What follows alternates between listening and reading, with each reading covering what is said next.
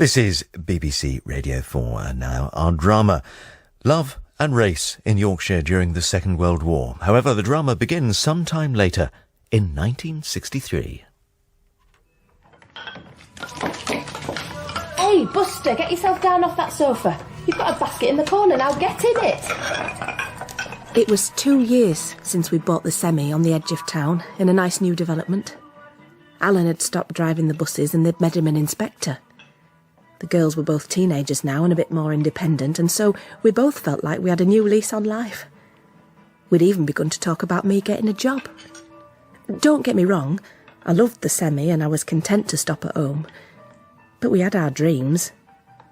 A new car, maybe a holiday abroad. And Alan was right when he said that now would be a good time to try and put something in the bank. I was at the sink, washing up and thinking about this when I heard the doorbell. My first thought was it's the middle of the day, so it's either the postman with a parcel or some bugger trying to sell something. So I dried my hands on a tea towel and went to get the door. Can I help you, love? And there he was, standing before me, with tears in his eyes. Oh, my God. He was staring at me like he'd never been hugged in his life. And I could feel my knees going. Somewhere in England. Dramatised from his own novel, Crossing the River, by Caryl Phillips. Just about to matches, Mrs. Kitson.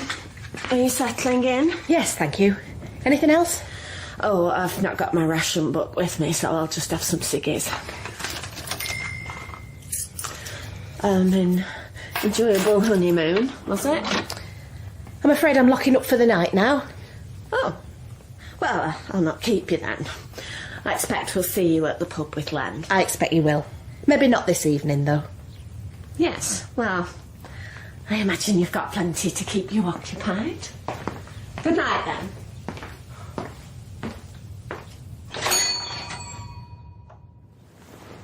That night I woke up next to Len in the pitch darkness and thought to myself, what have I done? Oh, for heaven's sake, stop wriggling around. I can't sleep. I'm off down to make a cuppa. Do you want one? No, you daft clot. It's the middle of the night. Well, are you going or what? 1 minute I'm working in a food distribution centre and going home at night to my mother's 2 up, 2 down.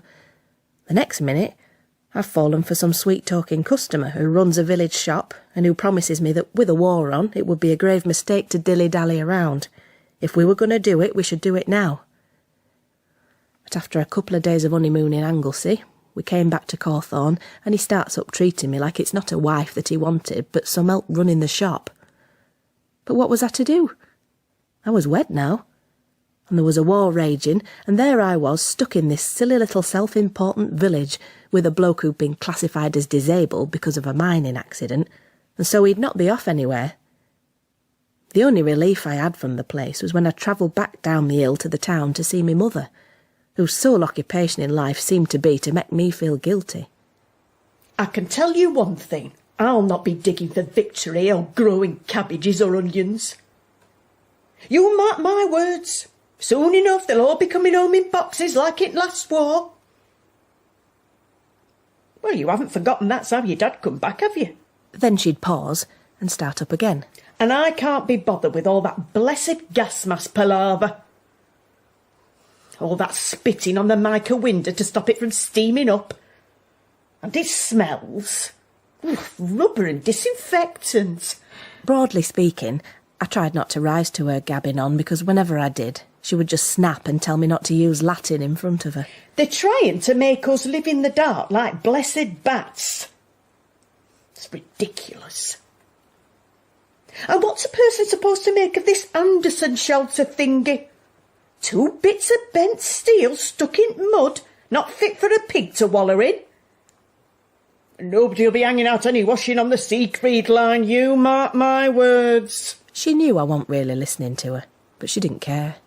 And don't you think that I haven't noticed that so-called husband of yours never shows his face around here? He should be in a uniform and off fighting. You know full well he's classified infirm. Anyhow, he's busy doing essential work trying to keep the shop going. You must think I fell out of a Christmas cracker. What's so special about him, eh? That he's too busy to pop his head in and be civil to his mother-in-law? Conceited. That's what he is. When she finally fell asleep, I would make the long, slow bus journey back up the hill to the village. It was pretty, I had to give it that. The view from the road carried all the way across the moors. Nothing but green fields and small villages for miles. But then entering our village was like coming into a tunnel. You couldn't see anything except small houses dotted on either side at road, and then a big church, a small pub, an ob's hall, our shop, some more houses. And so, heaven help me, this was my home now. You boys, move it! I said move it! You ain't in the cotton fields now, so get down the goddamn plank! Hey, white man! Who you calling boy? Oh, Travis, take it easy, man. Boy! What did you say? He didn't mean nothing by it, sir. We've had a long voyage to England. Am I talking to you, boy? My name is Private Travis Johnson, sir. And this other boy is Private Emile Sanford, sir. Because your black ass is standing on English soil, you figure that you can get away with sassing an officer? Is that it? Oh, that ain't what I'm thinking, sir. Nigger, you ain't thinking at all. These poor limeys been fighting this war for nearly 3 years. Maybe they ain't familiar with how we run things back in the United States. But you sure as hell are. Am I making myself clear? I don't hear you, Private Travis Johnson. Yes, sir. Boy, you better believe I got both my eyes trained hard on you. Travis, what is it that you're writing in that journal of yours? I already told you. I promised Mavis that I'd write her every week. Seriously, man, you riding on this truck through England, and you got your mind stuck on your fiancée back home in South Carolina? She ain't no fiancée. She's just a girl I know. A friend. Writing to her keeps me from feeling like I'm gonna kill one of these white officers. I told you, man. You gotta knock it off with that kind of talk. Travis, just look at this crazy little country. They got their cute little fields with their little cows and sheep. It's like a kid's picture book.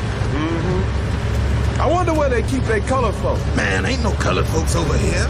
This is a white man's country. Then we're in even deeper trouble than I thought. You think anybody told these limeys that we're bringing 2 armies over here? A white one to do the fighting and a colored one to clean up the white man's mess. Oh, come on, Travis. We only been here a day. You gotta quit letting things lead us. We're caught up in this foolishness, so let's just make the best of it. Eventually I made friends with Sandra, the woman who used to help Len with the shop before I came along. She was married to a mate of Len's called Stan, and they had a small baby boy called Tommy. I don't know if she and Stan thought calling him Tommy was funny or something, but when she invited me over, I never mentioned it. I can see you're still a bit lost round here. Rich tea? You know, biscuits. Well, you've no doubt got plenty of them in the shop to have whenever you want them, but you have to remember that for the likes of us it's a treat. No thanks, I'm fine. I've been wondering if I should grow my hair like Veronica Lake, or if I should just stick to the normal 2 and 6 shampoo and set. What do you reckon? Have you heard from Stan? Hinted you a leave or something? Not heard a thing from Stan. I'm sure I will, though. Here, can you hold Tommy for a minute, just while I adjust myself? Yeah. Come here. Oh. I had to get married and get started, because women in my family go off early. But you've got plenty of time yet. Does Len want kids? Bit of a slippery one, isn't he? Has he said anything to you about kids? Oh, not really, but... Well, like I said, you've got plenty of time, haven't you? You all right with Tommy? Got the touch. See that? Oh, he's adorable. No idea what it's like when the postman just passes by the door without stopping. The day's ruined. Absolutely ruined. A lot of the girls from up here have gone. ATS, munitions work. There's always something to take them away. Mind you, there's some Land Army girls supposed to be coming our way, but basically just us mothers left. I'm not a mother. Well, no, but working in the shop is vital work. I mean, they won't put you in the factories, will they? No. I've got to help Len run the shop. You had enough of Tommy now? No. He's no bother. I think he might nod off. Oh, give him here then. There we go, darling. Glad you're up here in our village, Joyce. You make things more bearable. What's the matter, Sandra? Can't breastfeed him anymore because my milk's dried up. And he won't take a bottle. So I'm having to spoon feed him, which can take ages. No, I mean with you. I can see it in your eyes. I think I'm pregnant. No. No. I know I'm pregnant. Nearly 3 months gone. Don't you want to know? Stan's been gone for 6 months, Sandra. Yeah. Well, it's Len's mate, Terry. The farmer. Gives me extra things for Tommy. Apparently. Like a baby brother or sister. Do you think that's funny? Sorry, Sandra. I was just trying to... I don't know, it was foolish of me. Well, I'm not going back street. I don't want to get rid of it. I'm too frightened. What does he want? He does know, doesn't he? Terry wants what they all want. The easy way out. Expect you're wondering why I didn't just keep my legs shut, aren't you? Well, I haven't got any real excuses, Joyce. I suppose I was just a bit mixed up and stupid. I think you're best write to Stan and let him know before he comes back. What's Tommy going to do for a father if he don't want to come back? He'll come back, and the two of you can sort things out. Listen, love, am I the only one who knows? Just you and Terry and the doctor. Well, let's just keep it that way for a moment, shall we? I'm glad to have you to talk to, Joyce. Thank you. Dear Mavis, we've been in England for a week now, and they got us in something called a holding camp while they decide where exactly we'll be sent to. I've made one good friend, Emile, the guy I told you about before. He's an upbeat fella who tends to want to see the positive side of every situation. We haven't seen much of the English people, but they seem friendly enough and wave at us as we pass by in the trucks. However, the white officers keep warning us that we mustn't mix with the local people as they won't like it. But it doesn't seem to me like the English people are the problem. They drive these small little cars and keep themselves to themselves. Only quarrel I got with the English is their beer, which is warm and nasty. None of us guys can figure out how people can drink this stuff. Have you had enough, Len? Still some more soup in the pot? I'm fine. Well, pass us your plate, then. We expect that fat so-and-so Churchill will be on the wireless tonight, huffing and puffing and reminding us that one Englishman is worth 2 Germans and all the rest of it. It's a local defence volunteers meeting tonight, isn't it? Yeah, I've had enough of it. Sitting in a pub listening to some army instructor telling us the German for hands up, or how to spot different types of enemy aircraft. Last Sunday, he took us in the woods and made us chuck grass sods and pretend they were grenades. Yeah, Terry and me are going to run over to Withenthorpe in his car. What for? What business is it of yours? Charming, I'm sure. Where did all the eggs out the back come from? Chickens, I expect. People are talking, Len. They're coming in the shop dropping hints, and I don't know what they want. Your job is to run Get your finger out of my face, Leonard Kitson. I said move it now. Now you listen to me. Just look after the shop, and if anyone asks about anything, you know nothing, right? Nothing about eggs, milk, or anything. Well? I've got nothing to say to you, except if you want to behave like some kind of spiv, that's your lookout. You keep your trap closed if you know what's good for you. And me and Terry might be gone for a day or two. In the meantime, you just button it.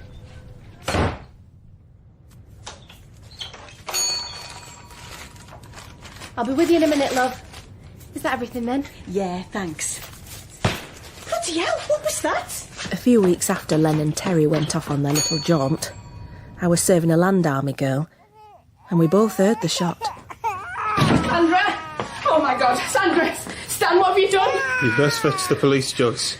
I've done in my missus. Oh no! What have you gone and done to her? Sandra had her eyes open and was staring into midair as if nothing would matter. As if she couldn't quite understand what all the fuss was about. The thing I noticed about Stan, though, was his uniform. It seemed odd that he should be standing there in his uniform. Back from the war to kill his wife. Please, Joyce, fetch the police, will you? I want it over with. You stupid sod! She was confused. It was a mistake. Why didn't you listen to her and give her a chance? When the coppers came, one of them put a blanket over Sandra like she was asleep. Then he offered to escort me, his words, out of the house. Somebody had already taken Tommy. That night I put on my coat and walked up the road to the pub, where I saw Len with Terry, the smug farmer. He was perched on a bar stool like Lord Muck, and everybody in the pub knowing that it was him who put Sandra in family way. You didn't tell me you were coming up pub for a drink? Am I supposed to report my movements to you? Is that what you think a wife is for? Just keep your voice down, will you? What will you have? I'll be having nothing, as long as you're keeping company with that slack coward. I think you'd best get home. What, and wait for you with me gob shut? You just shut it. No, you just shut it. Oh. I don't care who's listening. Stan didn't even bother to write to her after the one letter. 6 months alone with a kiddie and not a word, and your so-called mate here said he was going to be there for her till he found out he'd put her in the family way. Then he couldn't scarp her off quick enough. He's now but a coward. In fact, you're both the same, aren't you? If you know what's good for you, you'll get out now. Oh, what, Leonard Kitson? You make me sick, and I don't care who knows it. I mean, look at you. You're not even a man, are you? You watch your mouth! What are you going to do? Hit me in front of all your mates? Go on, big man. I've made up a bed for you on the sofa. So don't you even think of putting a finger on me, or I swear to God I'll have you. It'll be the last thing you ever do. A few weeks later, I lay in bed and heard footsteps registering on the cobbles outside, and then a hammering at the door. I listened as downstairs Len made his way from the sofa to the door. Do you know what time it is? We're both here as representatives of the Price Regulation Committee of the North East region based in Leeds. So what? What the hell do you think you're doing, banging on my door at this hour? Don't play silly buggers with us, lad. We've got your farmer, mate, and now you'll be coming with us. Like hell I will. For start off, eggs can only be bought from a farmer for purposes of action. Really? What the hell have you two been up to? Joyce! What have you been saying? What have you told these blokes? Is there something your wife should have told us, Mr. Kitson? Sorry to disturb you, Mrs. Kitson. Have you been telling lies on me? I've never seen these men before in my life. You'll be coming with us now. Your wife can bring you things along later. Are you arresting me? He's quick on the uptake, this one. You've an appointment with a magistrate, my lad. I imagine you and your pal can look forward to a few years behind bars to ponder on why you think that while the rest of us have to tighten our belts and suffer, it's all right for you pair of thieving clowns to profit. And that was it. They carted Len away and I was free of him. But it was clear that some people in the village believed that I'd grassed him out. However, I didn't much care what they thought, for I had a shop to run and they needed me. And so we all performed the pantomime of being civil. And then everything changed the night the Jerrys bombed the town. That night we all stood high up on the hillside and looked down. First flares, then incendiaries, and then the heavy bombs. The town soon looked like 1,000 campfires had been lit on it. Beautiful little fairy lights blazing everywhere. The vicar started a chorus of "Nearer My God to Thee," and others joined in. In the morning I took a bus down to the town to find my mother. All the familiar landmarks had gone, but eventually I found our street. And then I saw the ARPs and recognised old Mr. Miles. He was cordoning off entrances. He handed his roll of string to another warden, then took off his tin helmet. I'm sorry, love. You know what your mother was like. She wouldn't go in the shelter. Where is she? They've taken her body off in a corporation bus with the rest of the unlucky ones. Really, Joyce, it were not good round here, as a lot of folk took their chances. They weren't banking on a direct hit. I see. If you're a bit squeamish, you'd best make yourself scarce. We're not finished yet, and there's still more bodies trapped underneath that lot. Are you all right, love? I'm all right, Mr. Miles. I'll be fine. You just take care of yourself. About time these Yanks pulled their fingers out and started to give us some proper help. I mean, how much more of this are we supposed to put up with by ourselves? Can anybody actually eat this so-called national loaf? Looks like bits of straw all baked together. Well, most people don't have any choice, I suppose. Will there be anything else? They're here! I can see Yanks getting out of the trucks now! Hang on a minute. They didn't tell us that we'd be getting clothes. Why do we have to have them in our village? Look at them staring at everything! I'm off out to take a look. Are you coming? Yeah, hang on a minute. Let me reckon up with Joyce. How much have I got for you? Look, there's more of them coming up the hill. We're being invaded by colours. Dear Mavis, I appreciate your letter, even if the contents were not what I was expecting. Travis, put out the lights, man. It's after hours. Hey, relax. Give me a couple more minutes. I understand that it's probably inappropriate, like you say, for us to keep writing to each other. That being the case, I wish you and your beau all good wishes for your future together. I remain your friend over in England, Travis. Hey, Travis, what's the matter? Why are you looking so blue? Looks like Mavis has got herself a man. Well, she ain't your girl, so you should be pleased that she happy. I am, but Mavis was my link to back home. Damn, we've been in England for 2 weeks now, in this stupid little village, and we're not been allowed to do a thing for ourselves. All this yes, sir, boss, no, sir, boss. Man, I'm 23 years old, and either I fight or I want to go home. Easy now, Travis. Easy now, nothing. I didn't come over here to be no laborer for the white troops. Give me a rifle and let me start shooting some Germans or turn me loose. Put out the lights, Travis. And try and get some sleep, okay? I got an idea. It's gonna take more than an idea to keep me from running crazy in this stupid little country. Hit the lights, man. I told you I got an idea. Well, let's talk about it in the morning.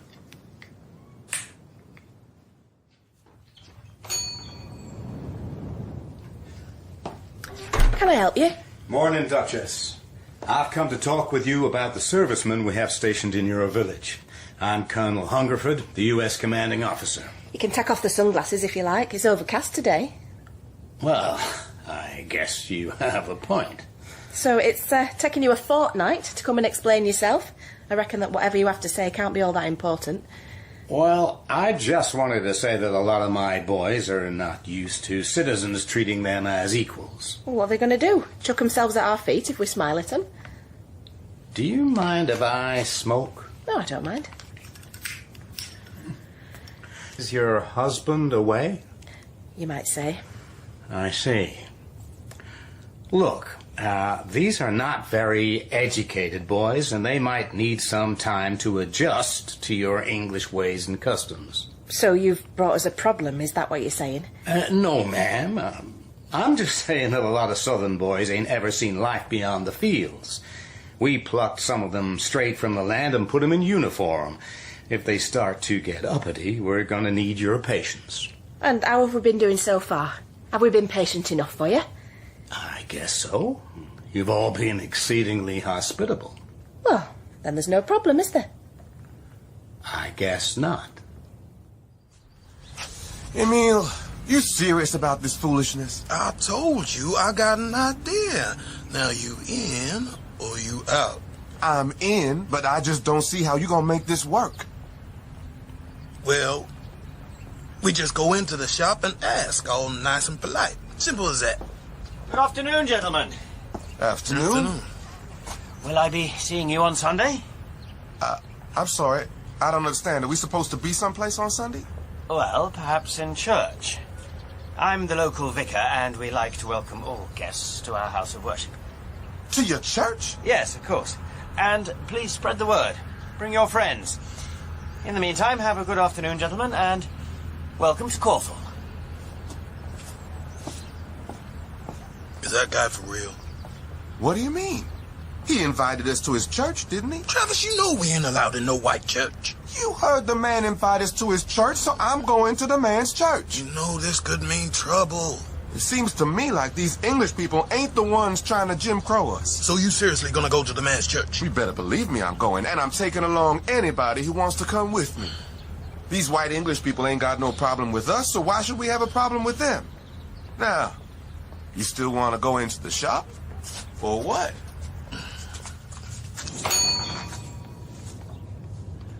Afternoon, ma'am. Good afternoon. Did the army teach you to take your hats off when you go inside somebody's house? No, ma'am, the army did not teach us that. I learned that from my daddy, and my daddy learned it from his daddy. The truth is, the army doesn't teach us much, except how to say yes sir and no sir, and then just sit around all day waiting for something to happen. Well, I hope you two haven't got it into your heads that you'll be coming in here to wait around all day. I've got customers who need serving. I'm sorry, ma'am, but we didn't mean to be discourteous. I'm Private Travis Johnson, and this here is Private Emile Sanford. Travis? Emile? Pleased to meet you, ma'am. Likewise, I'm sure.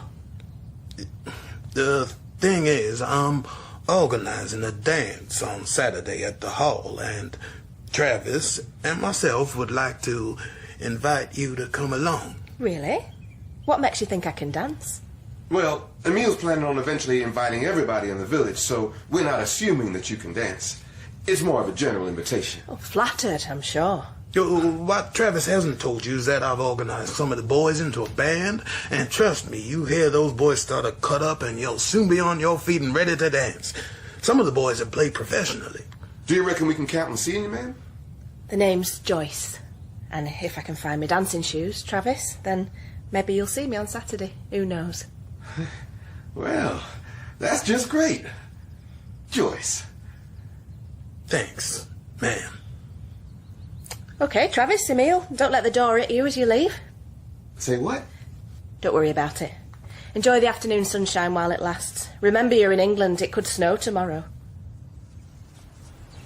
Huh. That's one strange thing. What's she talking about snow for? You want to go back in and ask her? Forgotten all about Mavis, have we? Man, you crazy. Emile, there's a white lady in there. I ain't ready to be strung up from no tree. You said it yourself. They do things differently over here. Emile, you better quit fooling. I'm just looking to take my black backside home in one piece, brother. That's all. I just want to get back home in one piece and say hi to my folks and then, yeah, get on with my life. Amen. I reckon that ain't too much to ask, now is it? I spent the whole week thinking about what to wear to the dance. But in the end I decided that a plain dress, some flat shoes and my blue cardigan would have to do just nicely, thank you very much, as I didn't have the money to go out and buy anything new. That Saturday night I walked through the village towards the hall, and then I saw a Yank soldier standing by the gate. Come for the dance, ma'am? Am I the only one? No, ma'am. You go straight down there, then cross over the grass and saddle up the stairs. I suppose nobody told them that you're not supposed to walk on the lawn in posh places, but the toffs had moved out for the duration, so I suppose it didn't much matter. I walked up the stairs and into a big room where the first thing I saw was the food. They had stuff on the table that even I hadn't seen in years. Lemons and grapefruits, tons of chocolate, salami, sliced tinned peaches. May I take your sweater, ma'am? So polite, I thought. I saw a few ATS girls from next village and some Land Army girls, and they were all sitting in a line, and so I went and sat with them and listened to the gramophone records. But nobody was dancing. And then I noticed the band beginning to climb up onto the small stage, which was just some boxes pushed tightly together with a cloth drape tacked around the edges, but it looked proper. And then the band began to play Moonlight Serenade, and they were fantastic. But there was still a sitting line of us and a standing crowd of them, and so I got to my feet. However, the Land Army girl next to me grabbed my arm. Where are you off to? Scarborough. Where do you think? But you can't just go up to them like that. I shook her off and walked straight up to Travis. I saw him smiling nervously at me, and I could see the small gap in his teeth in the middle of the bottom row, and I thought, that's different, but I like it. Would you care to dance? Dance? Are you sure? Do I look like I've made a mistake? Dance with me? No, with Father Christmas. I put one hand ever so lightly on his shoulder, and then held out the other one, and he stretched out his arm to meet it, and steered me back and into the space that was the dance floor. Over his shoulder, I could see it on everyone's faces that they were shocked, and maybe a little bit jealous, but I didn't care. And then one by one, the Yanks found the courage to go over to the girls, and soon they were all dancing. Well, looks like you started the party. I didn't say anything. You don't seem shy and uneasy like the rest of them. You seem a bit different yourself. In an acceptable way, I suppose. Oh, acceptable? Well, so far. You Americans have got a reputation, you know. I listened to him, and I listened to the music. Are you from around here? Why? Well, I guess you don't act like the others. I can't say how exactly. They're nice people, but kind of distant. And inside, I was smiling, because that was just what I wanted to hear. I wasn't from around here, and I never would be. But there was a war on, so I had to muck in like everybody else. But at least on this particular Saturday night, I was happy. I was dancing, and I could forget the mess I'd made of everything by marrying Len. I looked at Travis, and as we continued to dance, I knew that neither of us cared about what anybody might be thinking, for we kind of recognised each other. It was that straightforward. We recognised each other.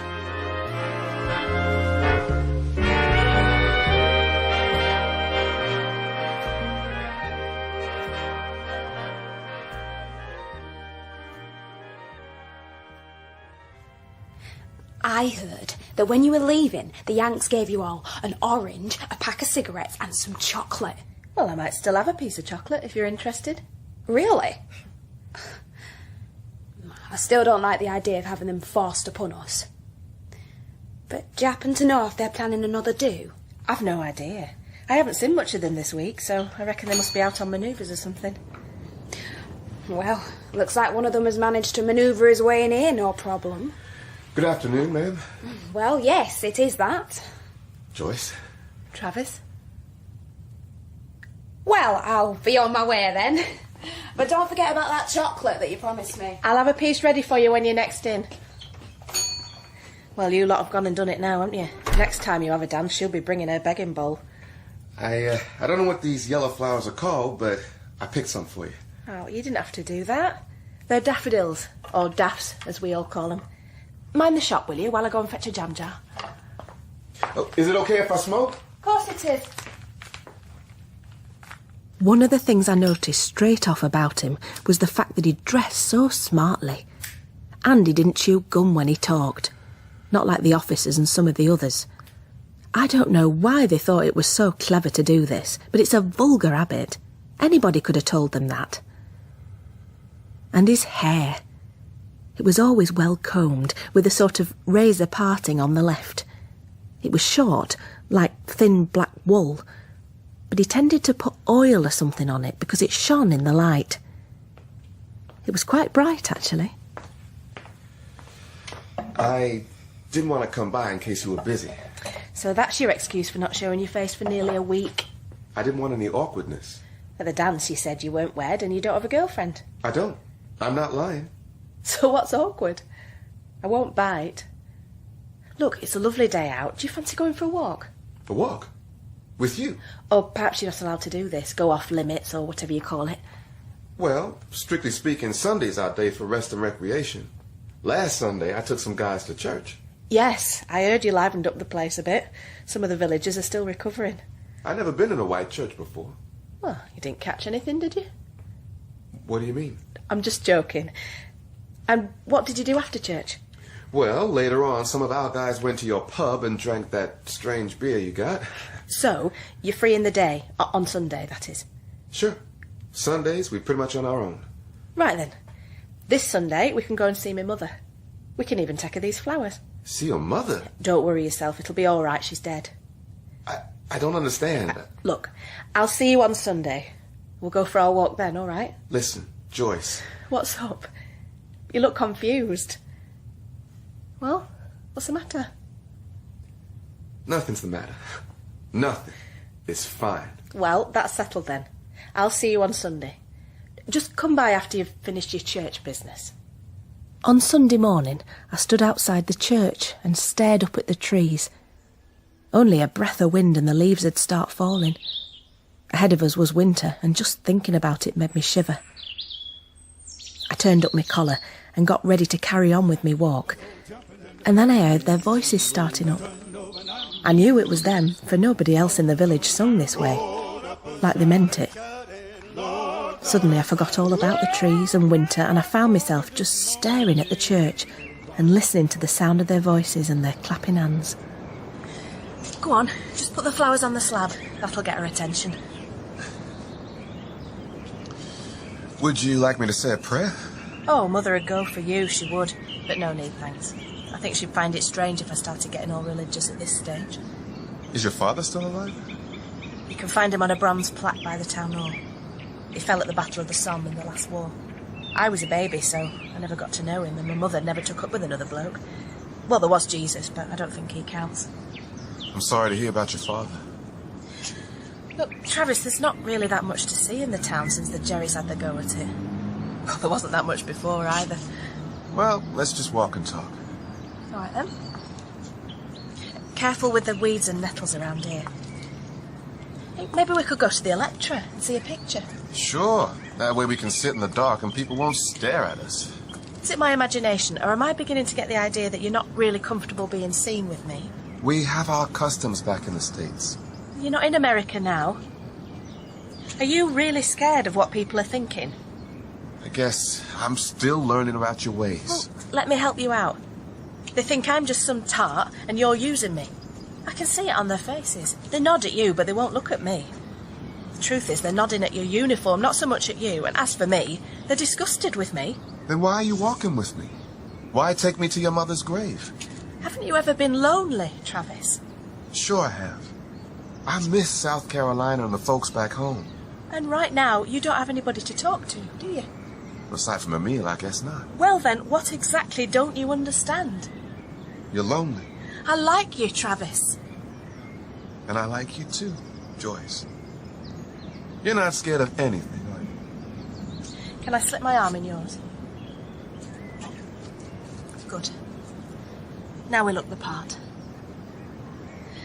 Right. You still on for the Electra, are you?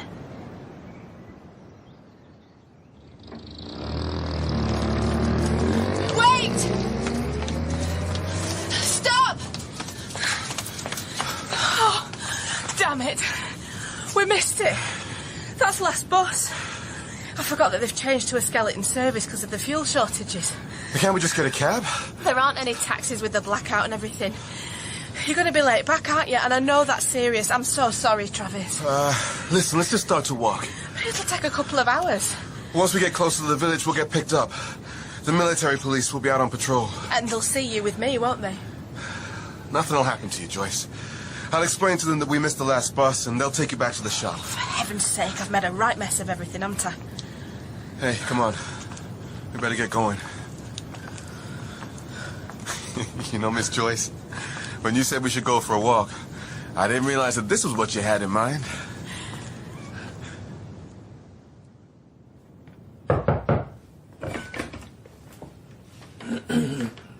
Colonel, there's a civilian from the village to see you. About what? She said it's about one of the men, sir. Okay, sure, in. This way, ma'am. Hello, Duchess. Hello again. You look more sensible without your dark glasses. Take a seat. What can I do for you? You know why I'm here. It's my friend. He's being punished for something that's not his fault. I'm responsible for us missing the bus and he's being late back. I take it we're talking about Private Travis Johnson. I took him down to town to introduce him to my mother. To your mother? Really? According to his mate, Emile, you've had him locked up for 3 weeks now. You're punishing him for my mistake? Or is he being punished for something else? Whoa. Calm down, Duchess. I'll look into it, okay? Had he been drinking? Drinking? Course not. We went to the pictures. I see. You're sure he hadn't been drinking? You must be hard of hearing or something.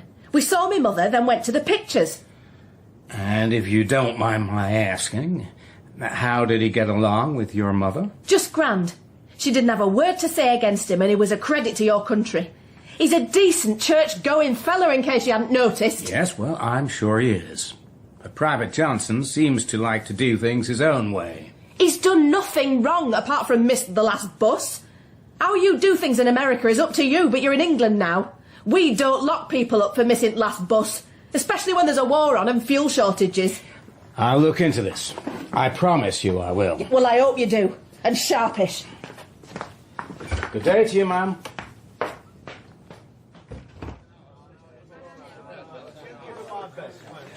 Whiskey for me, and here's your half pint. Think it's all right for us to drink together in this pub? People in here know your husband, don't they? Who gives a damn what he thinks? Or what they think? You Yanks have doubled the landlord's profits, so he's got no worries. They released me from the hold as soon as you left the Colonel's office. I don't know how to thank you. I mean, it's mental. Who gets locked up for 3 weeks just for being late back to camp? It's not that simple. After the MPs let you out at the shop, they took me back down the hill and stopped by some woods and told me to step down from the Jeep. That's when they beat me. In their report, they said I was drunk and disorderly and that I took a swing at one of them. That's why I was being punished. I got word to Emile that he should let you know that I was being confined to camp. Seriously, I wasn't expecting you to speak up on my behalf. Well, in case you haven't noticed, they don't make blokes like you around here. I care about you, Travis. Care about me? No, Joyce, you can't do that. Why ever not? Because we can't work back home in America. We don't do mixing. It's against the law. White and colored got their own separate places. It's just the way it is. Then stay here. Why would you want to go back to such a stupid country? It's home, Joyce. Don't you care about me? How can you ask me that? Come back to the shop with me, Travis. I don't care how they look at us or what they think. Joyce. I'm walking out of here with you, Travis. Take my arm, please. Travis, please stand and take my arm.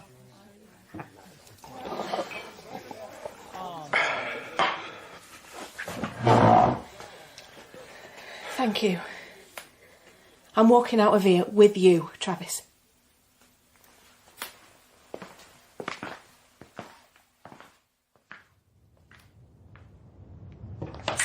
Turn it off. It's a blackout, remember? Let me light the candle.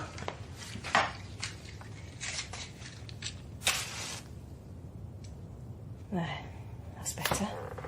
I can see you now. We can sit down on the sofa, you know.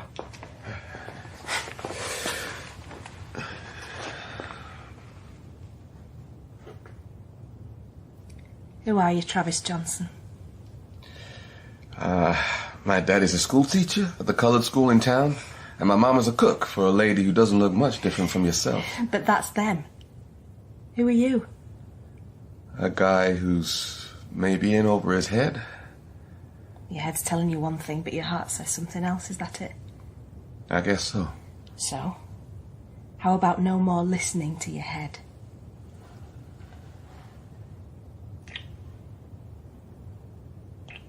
Joyce, if things were different, you know, I'd never leave you here in this village with these people. And how about no more talking?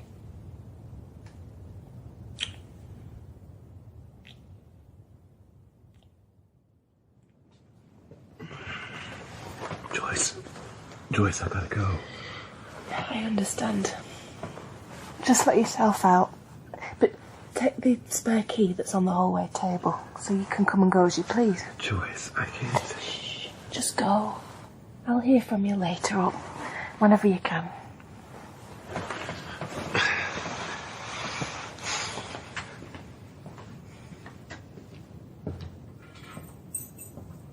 Four months later, Travis got the news that his unit were finally being sent overseas, and they had to begin to get ready to move out of Cawthorne.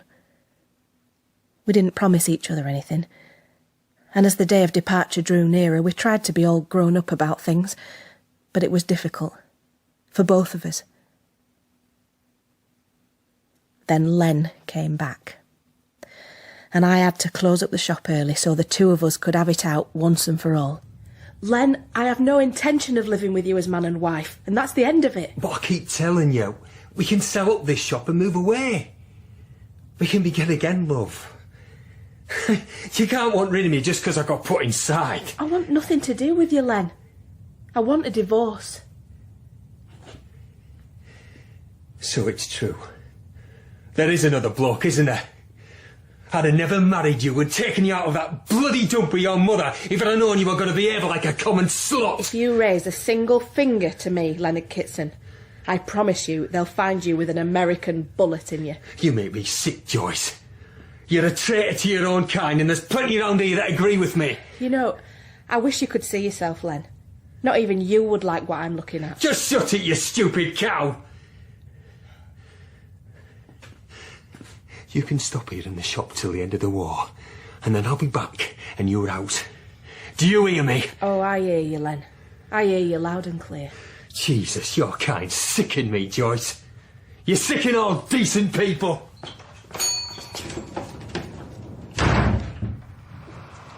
Travis, man, you not even fixing on saying goodbye to her? Yeah, I said goodbye last night. Yeah, I heard you sneaking back in at your regular time of 6 this morning.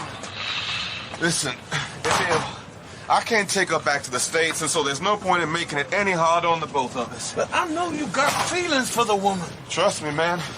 More feelings than I want to have. I love Joyce, but as messed up as it is, I love home, too. You made your choice. What choice? I'm a colored man. No choice in that. And I'm also an American. No choice in that either. Hell, Emile, I ain't got no choice. Man, let's go fight these Nazi jackasses and then get home to South Carolina and start living again. Enough already with the cows and the sheep and this lousy English weather. Travis, man, you sure you know what you're doing? Emile, truthfully, I ain't sure about anything anymore, but please, let's just go. This place is breaking my heart. That afternoon, all the Yanks, including Travis, left for Italy. 2 months later, I checked the rules to make sure. Pregnant women received extra concentrated orange juice, an extra pint of milk a day, an extra half ration of meat a week, an extra egg up to 3 a week, free cod liver oil, free chocolate-covered vitamin tablets, and, of course, a baby.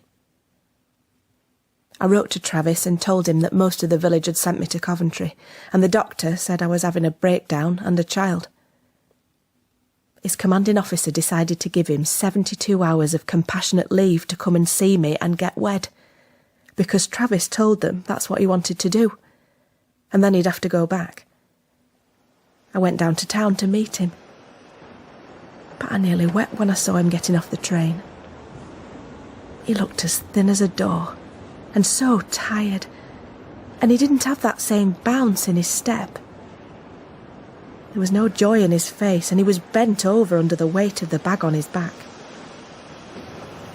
As he walked towards me along the platform with that long, slow stride and those hunched shoulders, I could see that he hadn't shaved for days. He saw me, and the child pushing at my coat, and he just stopped and stared. I started to cry. The doctor was right. My nerves wanted building up, but so did his. This war was obviously taking a terrible toll on him. It had turned out the light inside of my Travis. I watched as he let his bag fall to the platform. Joyce, was all he said. And then he reached out and pulled me towards him. I couldn't believe it. He'd come back to me. It turned out he really wanted me. That day, crying on the platform, safe in Travis's arms. He wouldn't let go of me, and he promised me that once the war ended, he was coming back to make a life in England. If he couldn't take his wife and child back to America, Then he promised me he would be stopping with us in England.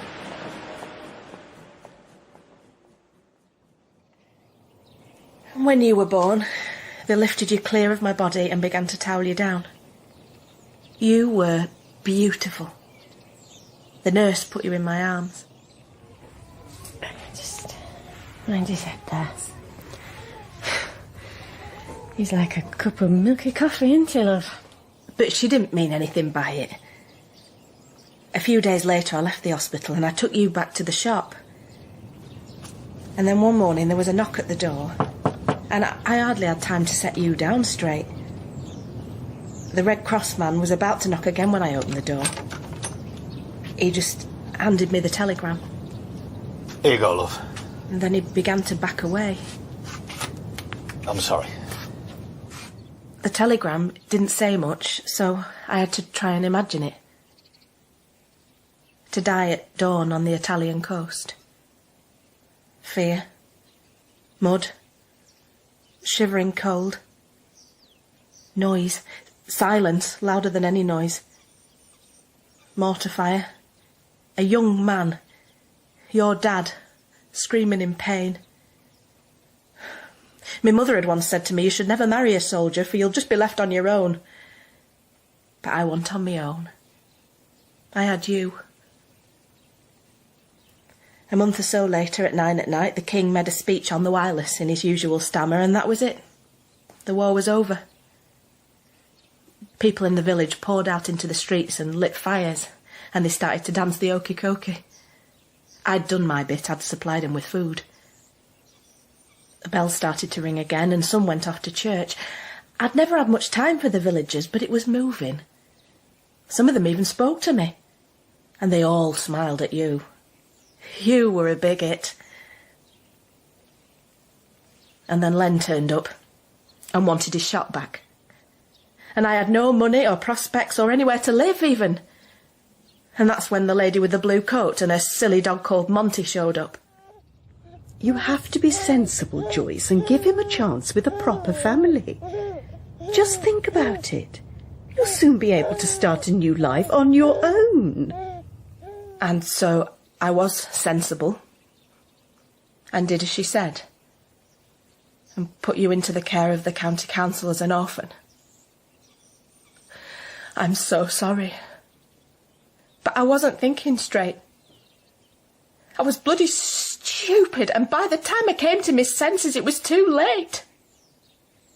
I'm sorry. For what seemed like the longest while, he wouldn't meet my eyes. I thought, he's a handsome young man, and he looks just like his father. However, I was in pieces because I didn't know anything about him. Not a single thing, and it was shameful to have to ask.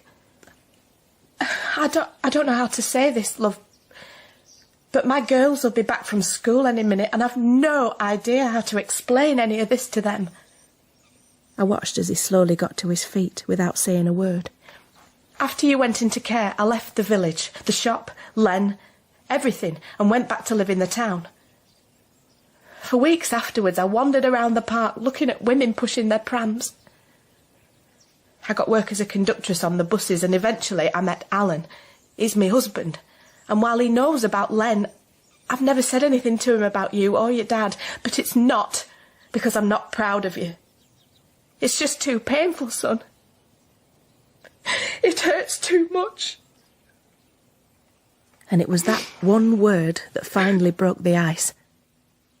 Son. As though it was his cue, my son stepped forward and took me in his arms the way his father did on that platform on that cold wintry morning. I don't even have a picture for you, or a letter. Because once I married Alan like a fool, I got rid of everything that Travis had sent to me, for I was desperate to put it all behind me. I'm so sorry. Please forgive me, son. Forgive me.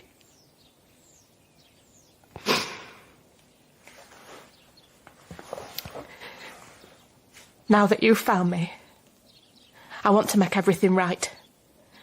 And I promise you I will. We were something, love. Your mum and your dad. You'd have been proud of us the way we took to the dance floor with everyone thinking, no way, they're not going to dance together, are they? But once we got up, everyone followed us. That's what your mum and dad were like, love. That's who we were. We recognised each other, and in the end, we didn't care what anybody thought.